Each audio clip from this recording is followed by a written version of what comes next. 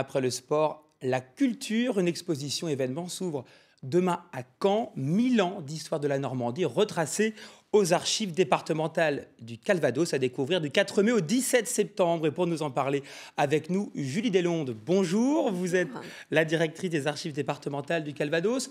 Première question, cette exposition événement a été préparée par les 5 archives départementales des 5 départements de Normandie, et ça c'est inédit. C'est la première fois en France que 5 départements s'unissent de cette manière à travers leurs archives pour parler d'un territoire qui les dépasse.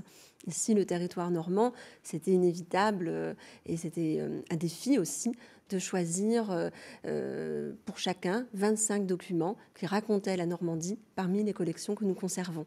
Et donc cette coopération s'est très bien passée, j'imagine. Très bien, même si à chaque fois c'était un choix pas facile pour que tous les territoires soient représentés, les grandes villes, mais aussi les terroirs un petit peu plus excentrés. Alors ça tombe bien, pour cette période, nous sommes quelques mois après les 950 ans de la bataille d'Hastings et de la conquête de l'Angleterre. Alors je vous propose de regarder ensemble quelques documents que nous avons sélectionnés, que vous, chers téléspectateurs et téléspectatrices, vous pourrez découvrir dans cette exposition. Commençons justement en parlant d'Hastings avec Guillaume le Conquérant. Regardons cette donation à l'abbaye aux hommes, abbaye aux hommes fondée par Guillaume, donc qui avait donné un grenier à Rouen. Nous avons l'image avec la signature. Ouais. Regardez donc ce document, la signature de Guillaume le Conquérant. Pouvez-vous nous dire quelques mots sur ce... C'est un des documents les plus célèbres, malgré sa modestie, conservé aux archives du Calvados, puisqu'il porte la signature autographe de Guillaume.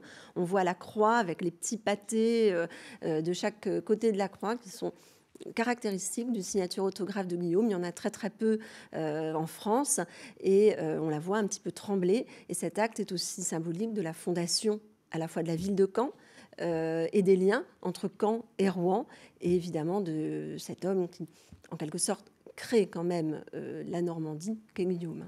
Autre document, regardez-le, c'est un document vraiment exceptionnel.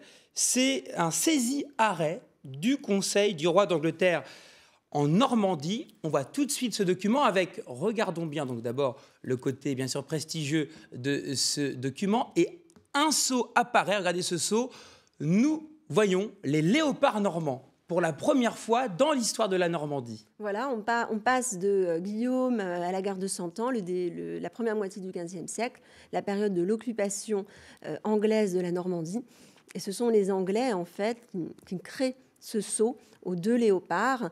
La monarchie anglaise utilise 3 léopards comme symbole, et donc ils ont cette idée de créer un sceau spécifique à la Normandie pour à la fois montrer le lien entre la Normandie et eux, mais aussi la particularité normande. Et bien sûr, la Seconde Guerre mondiale, nous avons aussi un document sur les bombardements qui ont touché Caen en 1944. Voilà. Tout à fait, on voulait aussi évoquer ça. C'est un rapport des renseignements généraux de juin 1944. C'est très rare puisqu'il reste très peu de documents produits vraiment en juin à Caen, où on raconte effectivement les renseignements généraux relatent évidemment les bombardements, les populations dans les mines à Fleury-sur-Orne et la difficulté de cette période. Donc on résume l'histoire de la Normandie ici en 3 documents. Merci beaucoup Madame Deslondes. Donc exposition passionnante du 4 mai au 17 septembre. Merci d'avoir accepté l'invitation de France 3 Normandie. Merci.